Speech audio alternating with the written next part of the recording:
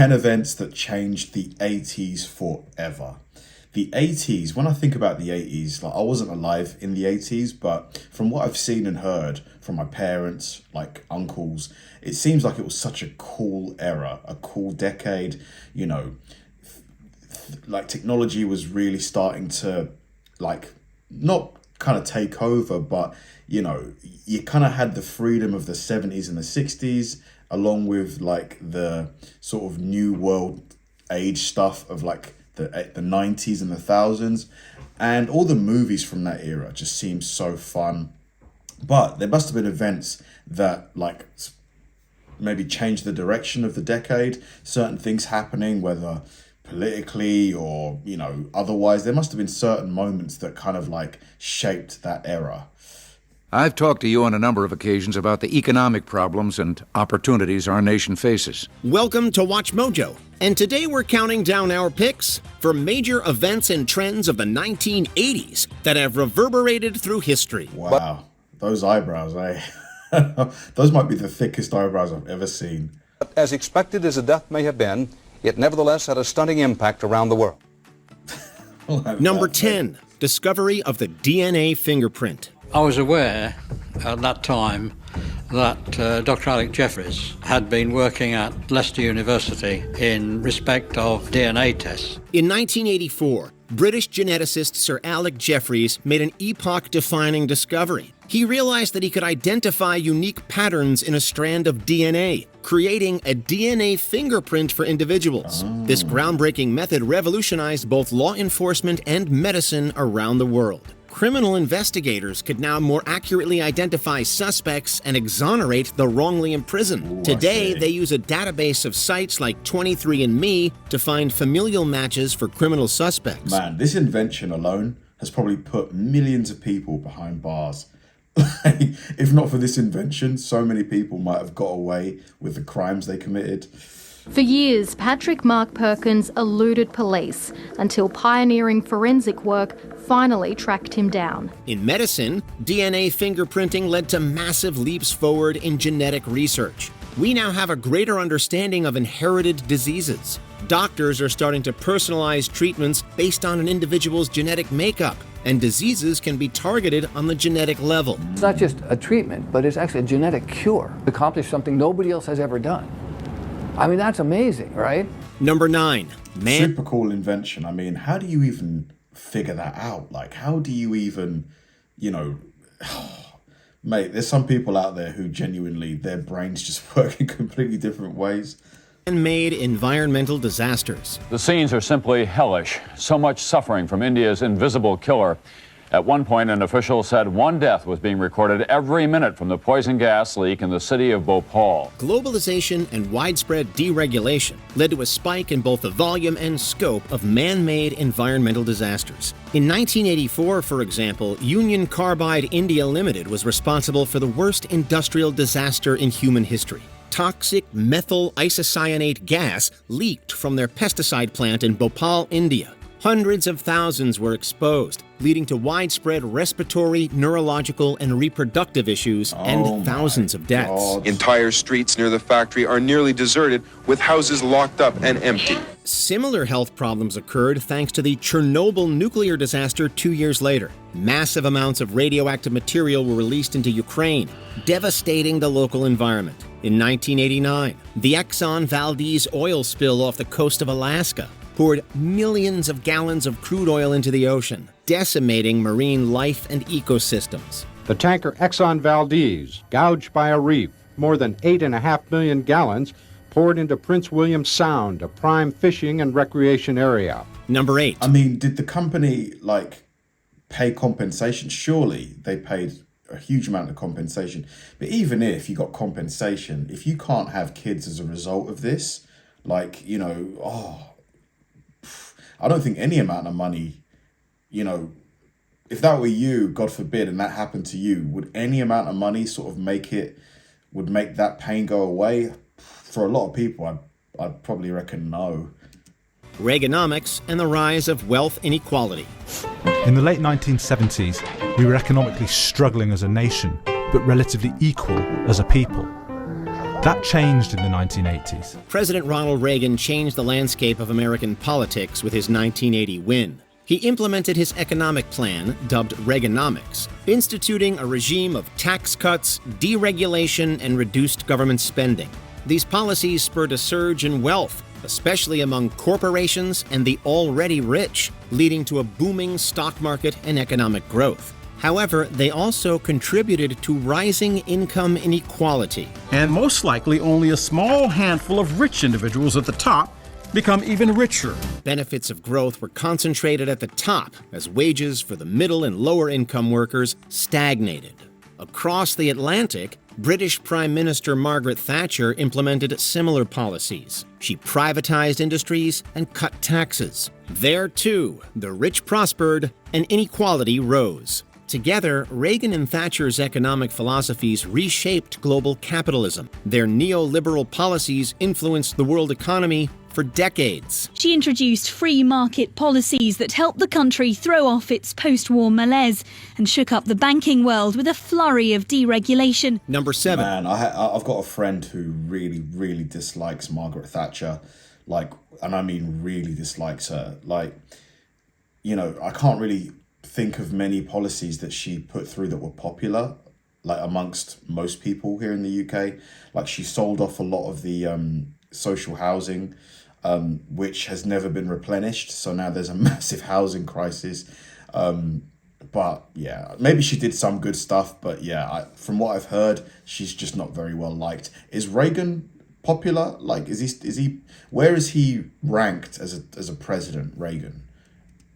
The First Lebanese War and the First Intifada. In 1987, following an incident with the Israeli Defense Forces that left 4 Palestinian refugees dead, Palestinian militia led a violent uprising known as the First Intifada. The Lebanese Civil War erupted in 1975, creating a chaotic power vacuum that drew in regional powers. After the PLO established a stronghold in the beleaguered nation, Israel invaded in 1982. This invasion deeply destabilized Lebanon and sparked the rise of Hezbollah as a real military power there. They entered the world stage a year later when they bombed a U.S. Marine barracks as well as French paratroopers. Further peace talks in 2000 proved unsuccessful, when agreements could not be reached on issues like the status of Jerusalem, the rights of refugees, and increased Jewish settlements in Palestinian lands. This once again cranked up regional tensions and set the stage for decades of future conflicts. Meanwhile, the First Intifada in the Palestinian territories began in 1987 after 20 years of occupation. The consequences of these events are still being felt today as the war in Gaza intensifies. But many people associate Israel with its ongoing conflict with Palestine, a violent dispute over land, political control, and resources.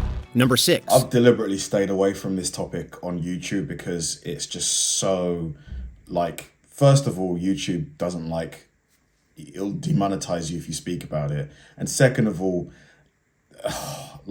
what I want to say probably isn't best, suited for this platform. But all I will say is it's just so sad. The images that you see coming out of Gaza, it really does break my heart, man. Just seeing what's happening there, I don't know how it gets resolved. I really don't.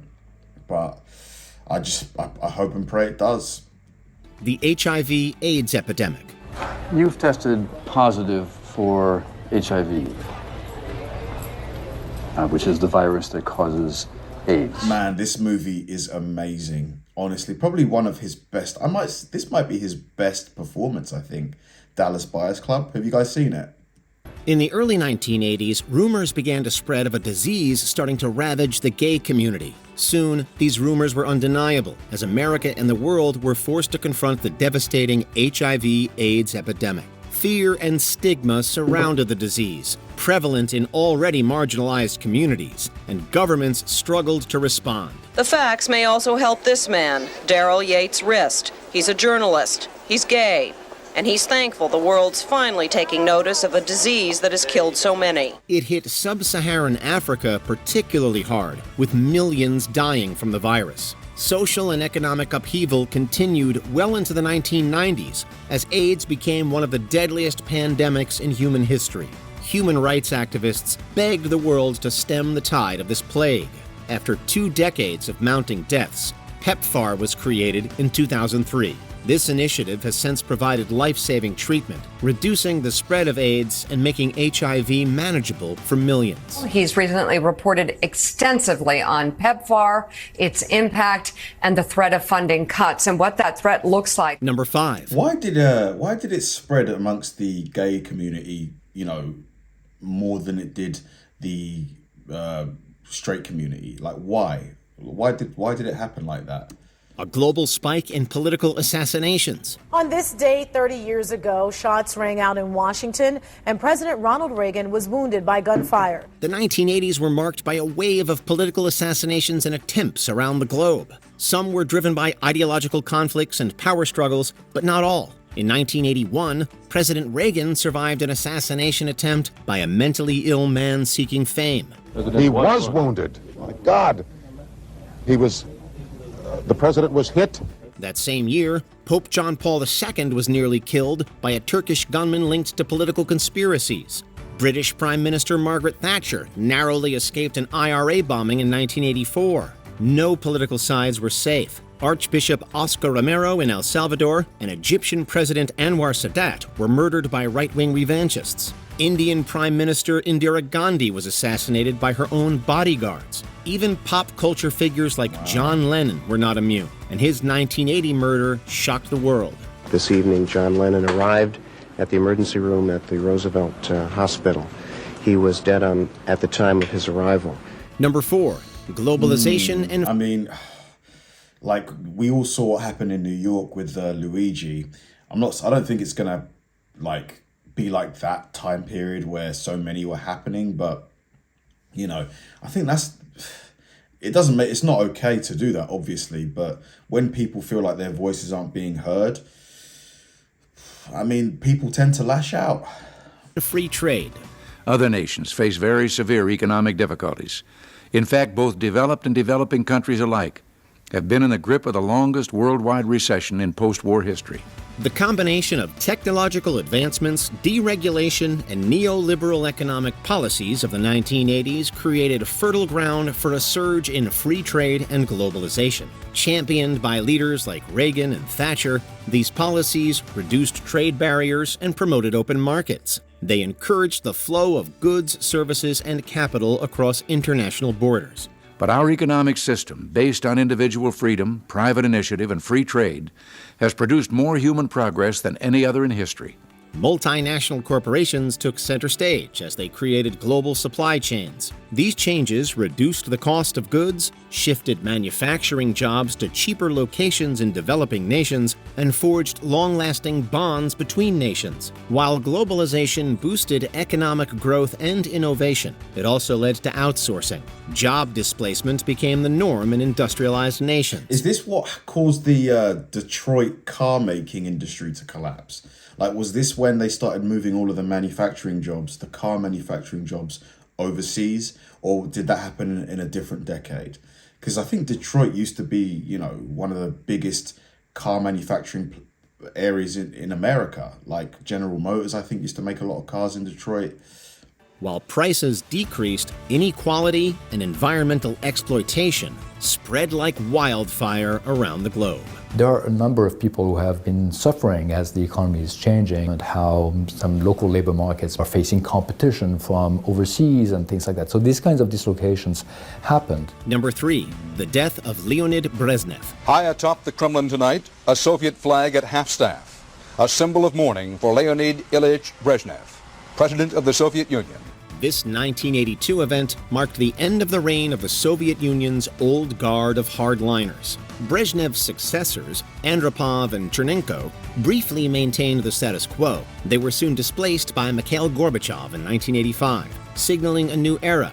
We've decided that we must help to decrease the threat of nuclear war. Gorbachev introduced glasnost, openness, and perestroika, reconstructing, in an attempt to reform the stagnant Soviet system. These reforms loosened state control, leading to an increase in both political freedoms and economic turmoil. Gorbachev and Reagan's meeting at the Geneva summit in 1985 signaled the beginning of the end of the Cold War. The fall of the Berlin Wall in 1989 symbolized the collapse of the Soviet influence in Eastern Europe. By 1991, the Soviet Union itself dissolved. This is the scene tonight at the Berlin Wall. We'll take you there live. Number 2, Deng Xiaoping. And people say that Putin wants to rebuild the Soviet Union, doesn't he? Like that, they say that's why he's, invaded Ukraine. Like, I just don't think he could ever. Like, Russia, the military there, just, at least to me, doesn't seem anywhere near as capable as I thought it was. Because remember, once upon a time, we thought that Russia could challenge the US in terms of its military. I don't think so. I don't think so, based on what we've seen. Beijing's open door policy and China's rise as a superpower. 88% of people were living in absolute poverty. China's economy was just 5% of the United States's, and its GDP per capita was the equivalent of Zambia's. First introduced in the late 1970s and instituted in the 1980s, the policy marked a dramatic shift in China's economic strategy. They pivoted from strict communist controls to market-oriented reforms. Deng transformed the nation into a global economic powerhouse thanks to foreign investment, trade, and technology. Fast forward 40 years, and China is unrecognizable. Wow. Special Big economic change. zones attracted multinational corporations. As a result, the 1980s sparked a period of rapid industrialization and export-led growth. Hundreds of millions were lifted out of poverty as China became the world's factory. China's GDP would continue to soar as it became a key player in global trade and finance. Deng's reforms laid the foundation for China looks so futuristic. I'd like to go to China. GDP would continue to Look at this. This looks insane. soar as it became a key player in global trade and finance. Looks like something out of Star Trek. Hang on. Continue to soar as it became a key player in global. Look at this. Is this real? Trade and finance. Deng's reforms laid the foundation for its emergence as a geopolitical superpower. Today, they are the primary challenger to U.S. dominance around the world. 700 million people have been lifted out of poverty, and its share of the global economy has gone from 1.8% in 1978 to 18.2% in 2017. Before we unveil our top pick, here are a few. China, has, over the space of 40 years, it's insane how financially they've just gotten so much stronger. Two honorable mentions. Rise of the video game industry. From Pong to Pac-Man, NES to Game Boy, video games revolutionized entertainment. The Mario Brothers with Mario from Donkey Kong, his brother Luigi, and lots of crazy creatures. And it's twice the fun when two play at once, because you need all the help you can get. Mario, where are you? Mario Brothers, new from Atari. Famine in Ethiopia. Nearly 2 billion watched the Live Aid concert to combat it. He said, "You've got to come on and sing, I said, "I can't, Bob. I haven't got a band together now." He said, "Well, you just sit at the piano and do your own number." How's that for a Geldof person? So that was it, I just had to come. Simple as that. Rise of Michael Jackson. He transformed from a young boy frontman to the greatest pop star on earth. Tonight, Jackson looked great. So did his brothers. Fans say the glimpse was worth the wait because they love the superstar. We love you! We love you, Michael! Wow. The birth of MTV. The channel... Yeah, Michael Jackson at his peak. At his peak, do you think he's probably the most famous person ever? Who makes that shortlist? Michael... Madonna, maybe? I really don't know. If you had to pick your top 5 most famous people ever at their peak, who would be on that list? Injected pop culture directly into the living rooms of Gen Xers across the globe. Maybe Taylor Swift? IMTV. 24 hours a day on cable TV. I want my MTV! Yeah, too much is never enough. The war on drugs. Crack ravaged the streets of America, and the government responded with a war. George H.W. Bush has been in office 7 months when he addresses the nation live on TV. This is crack cocaine. It's as innocent looking as candy. Before we continue, be sure to subscribe to our channel and ring the bell to get notified about our latest videos. You have the option to be notified for occasional videos or all of them. If you're on your phone, make sure you go into Settings and switch on your notifications. What's going to be Number one, rise of personal computing. It plays bridge, it plays checkers, it balances checkbooks, it can be used for a typewriter, it can be used for word processing applications, it can communicate with other personal computers over this one changed the game, didn't it? Telephone line. In human history, few technological revolutions were more impactful than the rise of PCs. Early personal computers like the Apple Macintosh and IBM PC made technology accessible beyond large corporations. Innovation spread like wildfire, and productivity went through the roof. But the computer is very much in that position now. It will be the equivalent in terms of its impact on our society of what the internal combustion engine and the automobile were. And he wasn't lying, man. A lot of people, when they're, selling something, they usually exaggerate, oh, it's going to do this, it's going to do that. But it really did, didn't it? Like, everybody has, like, multiple computers. Everyone's got a smartphone. Everyone has, most people have a smartphone. Most people have, like, a TV that you can use to, like, browse, a laptop, tablet, smartwatch. Computer spread, so did open source software, starting in 1983 with the GNU project. The promotion of collaborative development and shared software resources continues to this day. In 1989, Tim Berners-Lee invented the World Wide Web, transforming how information was accessed and shared globally. Together, these developments democratized technology, igniting the digital revolution. They laid the foundation for the current internet age. The spread of personal computing has since driven advancements in every industry, from farming and medicine to entertainment and trade. The Google search engine has gotten so popular, it's given rise to something called Googling. That's where you type in the name of something called Googling. friend to see how many times he or she shows up on the internet. Do the 80s hold a special place in your heart? Let us know in the comments below. And, who knows, it may be the world's biggest backyard fence to talk over before long. Did you... Man. Yeah, the 80s, it just seems like so many big monumental things happened. Like, any people that were alive in the 80s that are watching this, what was it like being alive at that time?